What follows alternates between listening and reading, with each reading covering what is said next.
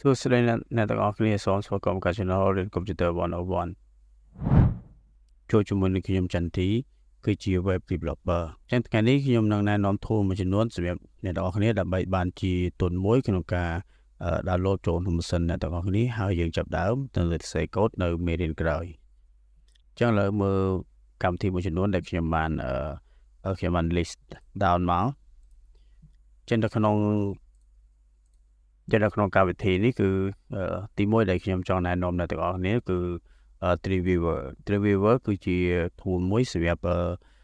និយាយខ្លីគឺជា tool មួយសម្រាប់សរសេរ website ចឹង tool នេះគឺជារបស់ Adobe ចឹង Adobe តែវាមានច្រើនអ្នកទាំងអស់គ្នាស្គាល់ហើយ Adobe Photoshop Adobe Illustrator Adobe Treeviewer នេះគឺសម្រាប់សរសេរ website ឬក៏សម្រាប់និយាយទៅជាសម្រាប់ develop website តែម្ដងដែលវាស្គាល់ទាំងអស់ជាមួយនឹងcode ដែលទាក់ទងជាមួយនឹងទៅសេ website development នេះហ្នឹង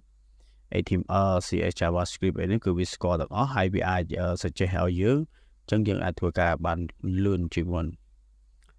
តោះមកយើងមានកម្មវិធីមួយឈ្មោះថា Bracket គឺវាជាប្រភេទ open source ដែលយើងអាចទៅសេនិង download យកមកទៅសេបានតែវាស្តៀងជាមួយនឹងpage មួយចំនួនគាត់ថាវាមាន structure វាមាន folder ក្នុងការstructure law ជាងnot page ចឹងឥឡូវនេះយើងមើល not page plus not page plus ឬក៏ not page ធម្មតារបស់យើងហ្នឹងក៏យើងអាចទៅសេនៅ HTML ដែរអ្វីដែលសំខាន់គឺគាត់ថាយើងប្រើ not page ឬក៏ not page plus ឬក៏ប្រើ not page ធម្មតាហ្នឹងគឺវាអត់មាន suggest នៅ code ឲ្យយើងអញ្ចឹងការសរសេររបស់យើងវាយឺតជាងវាយឺតជាដែលយើងប្រើ tool ដែលមាន suggest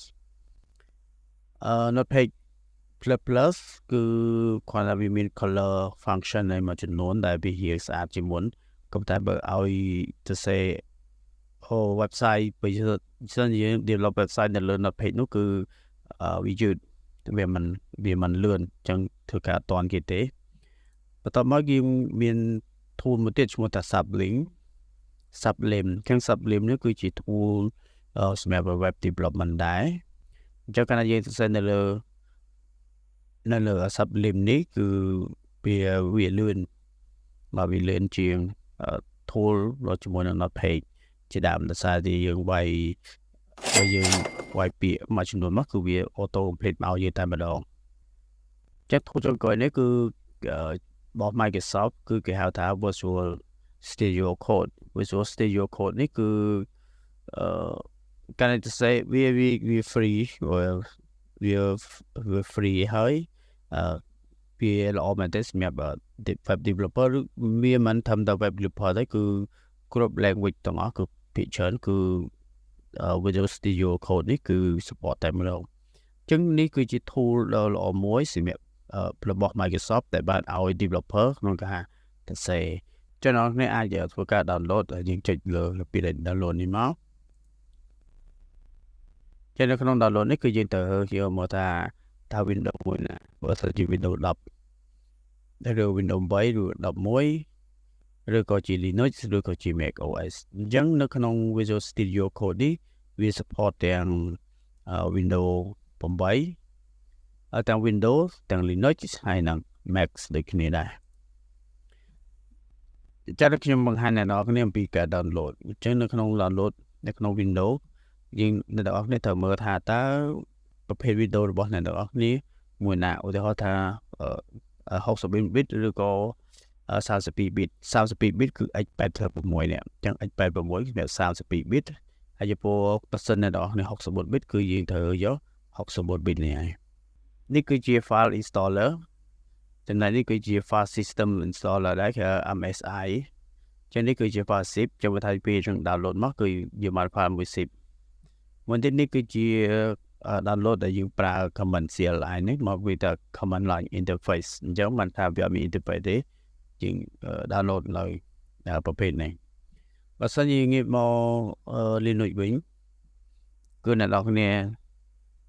ទៅតាម distro របស់អ្នកទាំងអស់គ្នាបើសិនជាប្រភេទដូចជា Debian ឬក៏ Ubuntu គេយើងត្រូវប្រើ extension DEB នេះតែបើសិនជា Windows Linux របស់អ្នកទាំងអស់គ្នាគឺជាប្រភេទ Red Hat Fedora Sushi ទេ ចឹងនៅវាត្រូវប្រើ RPM ចំពោះពេលម៉ាស៊ីនគឺដូចគ្នាវាអាចមាន64 bit ឬក៏ ARM 32នេះចំបើថានេះគឺជាប្រភេទព្រោះ32 bit នេះគឺជា64 bit នេះជាប្រភេទថៅប្រភេទ file អ្នកនរគ្នាដែលត្រូវ download នេះគឺជាការប្រើ command ដូចគ្នាចំពោះ Mac វិញគឺយើងចុច install វាមិនមានជា extension អីប្លែកអីទេគឺយើងអាចធ្វើការ install ដោយយើង click ទៅលើ version របស់ Mac OS លើនេះចុះក្នុងនេះគឺដូចគ្នាគឺពេលដែល download មកជា zip នេះជា zip អញ្ចឹងយើង download ជាពណ៌ Mac គឺគេប្រើនៅរហ័ងនេះគឺជាមានពីរហើយ CPU របស់ Mac នោះគឺមានពណ៌ Intel chip ហើយនិងApple ខ្លួនឯងនោះក៏មាន chip ដូចគ្នាអញ្ចឹងគេហៅថា silicon នេះអញ្ចឹង chip silicon នេះគឺអ្នកនរគ្នាអាច download ជាប្រភេទនេះគឺជា Mac ដែល version ថ្មីហ្នឹងគឺប្រើ silicon ហ្នឹងឯង M.1 M.2 ហ្នឹងជាប្រភេទរបស់ silicon ចឹងនេះគឺជាប្រភេទរបស់ command line ឥឡូវនៅសារតែខ្ញុំប្រើ Windows ចឹងខ្ញុំត្រូវយក Windows ហើយបន្ទាប់មកខ្ញុំប្រើ Windows 10អញ្ចឹងខ្ញុំត្រូវយកកន្លែងនេះ Windows 10ហើយខ្ញុំចង់ធ្វើការ user installer ឬក៏ system installer វាក៏តែខ្ញុំត្រូវតែយក64 bit ខ្ញុំsẽយក install system installer តែពេលនោះគឺយើងឃើញហើយគឺមានការនេះខ្ញុំយក save ឬក៏យក open ដល់ម្ដងឥឡូវខ្ញុំ save សិនហើយខ្ញុំយកទៅដាក់នៅក្នុង download ខ្ញុំធ្វើការ save ជានេះទៅហើយអូខេអញ្ចឹងនេះបានហើយយើងអាចចូលទៅ folder តើមកយើងឥឡូវនេះធ្វើការ install នៅក្នុងកម្មវិធីVisual Code នេះចូលក្នុងម៉ាស៊ីនរបស់យើងអញ្ចឹងឥឡូវនេះគឺយើងចូលមកដល់ការ install ទីនេះគឺយើងទាំង install ដែលវាទារ permission អញ្ចឹងយើងយក yes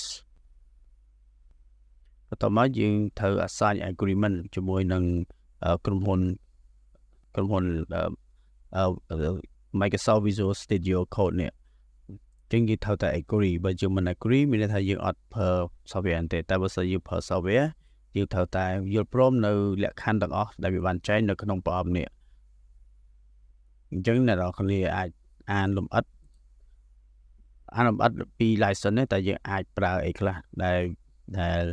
គេឲ្យយើងប្រើ free ហ្នឹងតែគេឲ្យប្រើបាត់អីខ្លះអញ្ចឹងខ្ញុំអត់ខ្វល់ច្រើនទេគឺខ្ញុំយក agree ហើយខ្ញុំចុច next តមកធ្វើទីតាំងដាក់អញ្ចឹងគឺត្រឡប់ខ្ញុំជាទូទៅគឺដាក់នៅលើ default path ហ្នឹងហើយ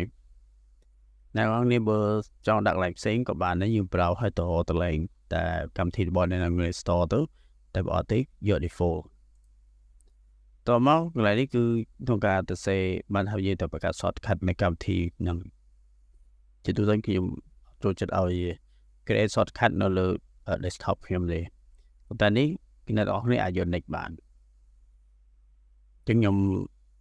អូខេខ្ញុំឲ្យវាបង្កើតនៅលើ menu ហើយខ្ញុំបង្កើតដូចគ្នាចុះនេះគឺជាជា shortcut ដែលអ្នកនរគ្នាអញ្ចឹងខ្ញុំបាច់វល់ច្រើនទេ next មកបន្ទាប់មកយើងយកពីតែ install អ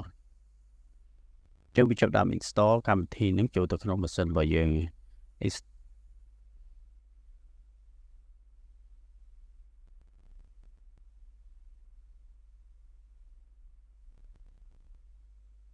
អូខេអញ្ចឹងឥឡូវនេះ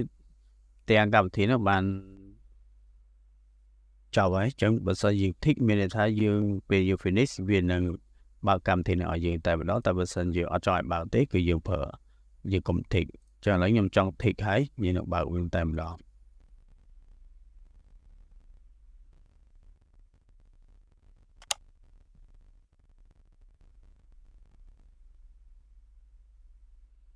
អូខេនេះគឺជាកម្មវិធីVisual Studio Code របស់យើងហើយនេះគឺជាចំណង3 version 1.80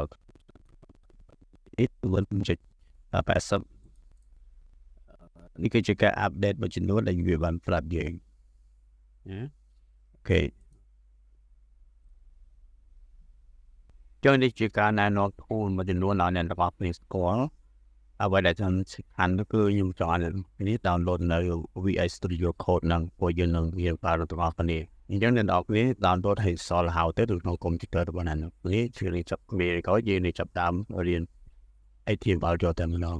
អូខេអរគុណជួបគ្នានៅវីដេអូក្រោយ